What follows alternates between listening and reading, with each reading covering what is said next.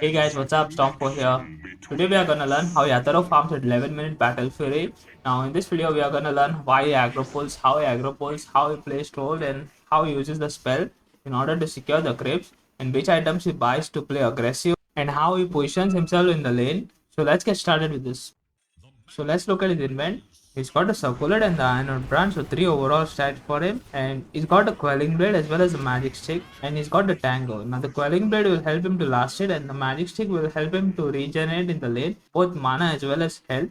So this is like the most efficient item build you can get for the 600 gold.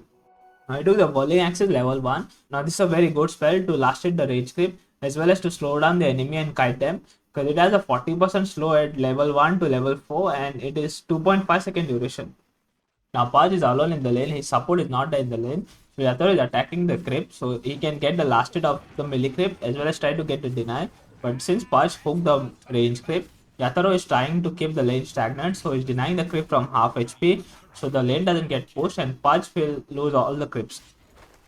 Now he's helping his Y1 to zone out the Paj, so this way Paj doesn't get anything in the lane and he's forced to move back because his support is not there in the lane, so they're trying to punish and forcing the enemy support to come to the lane. So with a double range creep, he's gonna get a lot of denies in the lane. Now that the Jakiro is back into the lane, you can see how YATORO is mirroring the position of Paj, so he stays behind the creep so as to not get hooked. Now there are too many creeps, so he's attacking the creeps so that too many creeps don't form under the tower. Otherwise this creep will harass YATORO a lot under the tower and he has to tank a lot. Now you can see how he's using the tower as a body because the range creep are now attacking the tower. So this means YATORO has to not tank the creeps. And this contributes to his health, so he doesn't have to buy the tango. Now the lane is too far and Paj is alone in the lane. His support is not there in the lane. The lane is too far for Paj, so he's trying to harass him.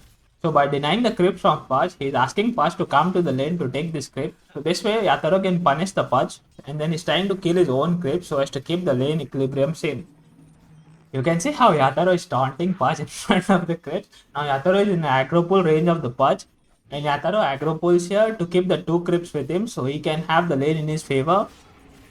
Now YATORO bought the boots of speed in this lane because he wants to play aggressive in the lane, so boots will allow him to chase the Paj and play a little bit more aggressive. YATORO is positioning aggressively with the creep and Paj does an aggro pull, so YATORO hits the creep so he can draw the aggro and he leaves the 1 creep to the range creep so he can deny the range creep from Paj. Now Jakiro is still level 1, so YATORO is little bit pushing the lane so as to play aggressive in the lane because Jakiro is still level 1 and they want to take advantage of this. Now YATORO aggro pulls here so as to deny the range creep because there are 2 range creep and this will push the lane. So because of this move, the Jakiro comes forward to last hit the flag barrier creep, which puts him out of position because he was just above the half HP. So with the slow from the blood grenade and the whirling axis, they chase him and kill him. So this puts Paj alone in the lane. So YATORO goes to deny the creep from half HP so as to get the lane equilibrium again in his favor.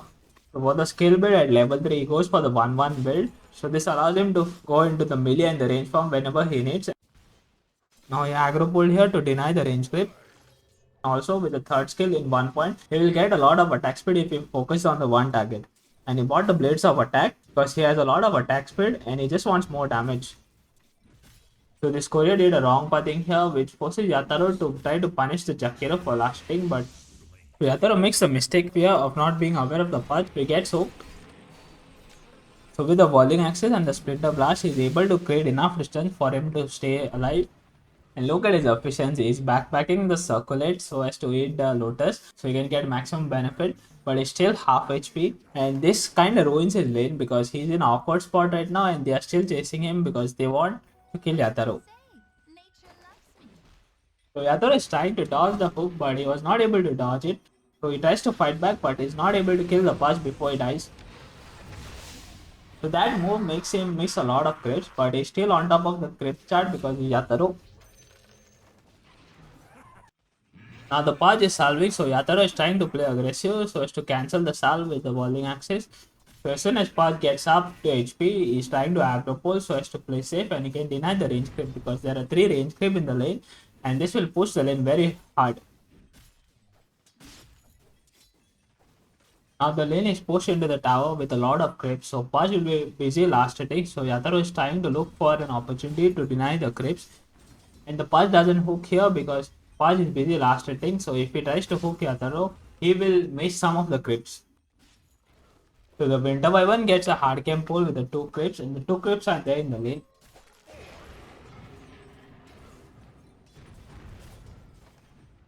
So YATORO makes a big move here. He denies the range creep and uses the whirling axis to secure the melee creep and hit the Fudge, which forces Fudge to use the rod and the flagship and is trying to chase YATORO. So he finishes his Space Force and is trying to hit the Jakiro because the Jakiro looks out of position, but he respects the liquid fire and he backs out. Now YATORO is below half HP and he can potentially get a hook. He's trying to play it safe because he doesn't know where the Pudge is, so he's trying to hit the creep in the melee form. But Jakiro is showing alone in the lane, so they try to go on him. And he tries to sidestep the dual breath, but he's not able to do it. But he's respecting the Pudge missing, so he's not going aggressive on the Jakiro. So YATORO backpacks his Colette and the Annual Branch. He was asking the Winter Wyvern for the whole Embrace, but I think the Winter Wyvern is more focused on getting the Lotus. Now the lane is too far and is respecting the Jakiro and the Pudge, so they can actually look to play aggressive on YATORO, so he's trying to play it safe by standing behind the range creep and trying to last hit the creeps. Now the lane is too far, so the Winter Wyvern is trying to get the hard camp pull so as to get the lane in favor. And YATORO attacks the creep that are attacking the cart. He can get the aggro and he can play safe.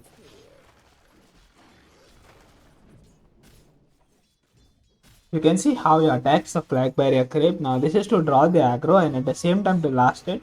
So he can try to last it them under the tower. And he keeps his melee form so he takes less harassment from the creep. Queen got a haste stone, so she comes to the top lane to gank the Pudge and he cancels the TP of Jakiro. And YATORO blocks Jakiro's path, so which forces Jakiro to go in the corner. And he gets the kill on the Jakiro. With the kill gold, he buys the cornucopia, which gives him mana regen and some damage. So this is very important, like the which items you buy in a sequence. So this item gives him mana regen, health regen as well as damage. So this will allow him to jungle efficiently and also spam. So with the lane push, he looks at the time and he goes to the hard camp to stack it so he can farm it. So you can see how he pulls the hard camp and attacks it at a certain distance so as to take less damage from the creeps. So this way the creeps are moving back and forward and they are not attacking YATORO. And he also uses the whirling axis melee to blind the creeps and to damage them. Now he goes to the jungle because he respects the potential of Fudge and Jakiro trying to kill him, so he leaves the lane. That's the reason why he jungles. So with the Jakiro being dead, he goes back to the lane to farm and stacks the hard camp next to it. So nobody is showing in the lane, so YATORO is trying to push the wave so he can create pressure on the map. So Fudge will be forced to show on the tower, which he is doing jungling right now, and YATORO will get to farm the hard camp. So YATORO takes the safety bubble. Now safety bubble gives a passive fire regen and it's a very good item to jungle. It saves your health always, like 100 HP every time, every 5 seconds you're not attacked. It's a very good item. And because Fudge is not there in the lane, YATORO is forced to attack the tower so he can create map pressure and someone will be forced to TP. Or else he will do a lot of damage on the tower.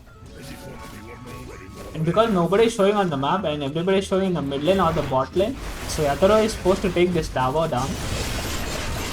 Now if you saw YATORO's skill build, he has no points in the ulti. This is because he just wants to farm right now, he doesn't want to fight, and that's the reason why he's not tipping in the mid lane. So with the skip, he buys the Claymore and he's just 450 short of the Battlefury. Now he tips in the mid lane to try to force them back. And he gets to farm 2 waves in the mid lane, so with that he finishes Battlefury and that's how he gets 11 minutes Battlefury. So that's it for this video guys, so thank you guys for watching, see you guys in the next video, take care, thanks for watching, bye.